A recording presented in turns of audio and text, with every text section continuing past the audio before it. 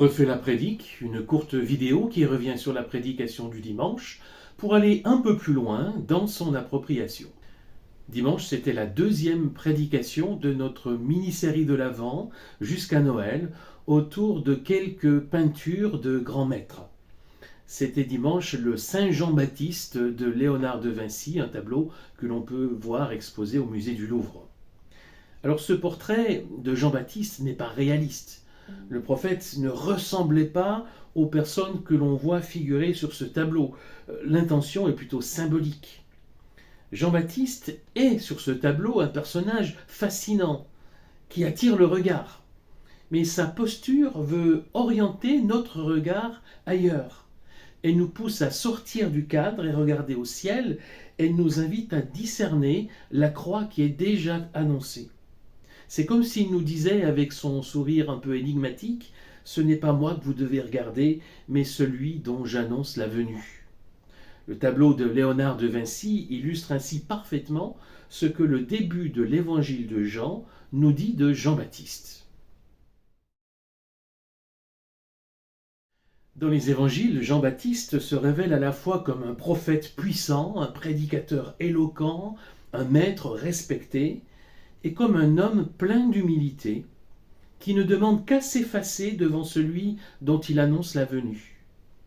Comme dans le tableau de Léonard de Vinci, il veut nous emmener avec lui vers celui qu'il est venu annoncer. Il ne veut pas que la lumière reste sur lui. Nous pouvons prendre Jean comme un exemple.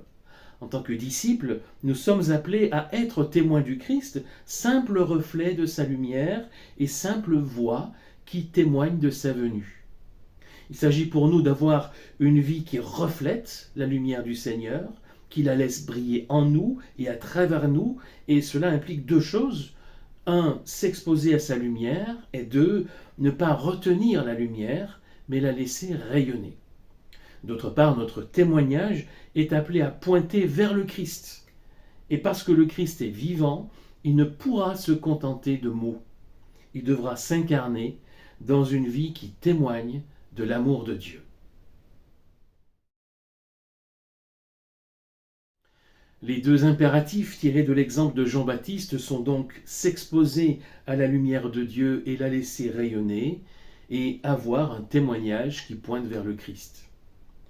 Je ne sais pas dans quel aspect de ce double impératif vous êtes le plus à l'aise ou le plus en difficulté. C'est sans doute variable selon les croyants, en fonction notamment de leur personnalité. Certains sont plutôt des contemplatifs et n'ont pas de peine à prendre le temps de s'exposer à la lumière de Dieu dans la méditation, dans la prière. Mais peut-être qu'ils ont plus de mal à laisser rayonner cette lumière et à l'accompagner d'un témoignage explicite, clair et intelligible. D'autres sont plus portés sur l'action et n'ont pas peur d'aller à la rencontre des autres, de témoigner de leur foi, d'entrer en dialogue, y compris avec des non-croyants. Mais peut-être qu'ils ont plus de mal à s'arrêter parfois, à moins parler, pour écouter plus, bref, à s'exposer à la lumière du Seigneur. Alors, quel est donc l'impératif que je dois entendre pour moi aujourd'hui ? Est-ce de prendre plus le temps de m'exposer à la lumière du Seigneur? Ou est-ce d'oser plus porter de la voix pour témoigner du Christ? Et qu'est-ce que je peux mettre en place dans ma vie pour mieux parvenir à répondre à ce double impératif?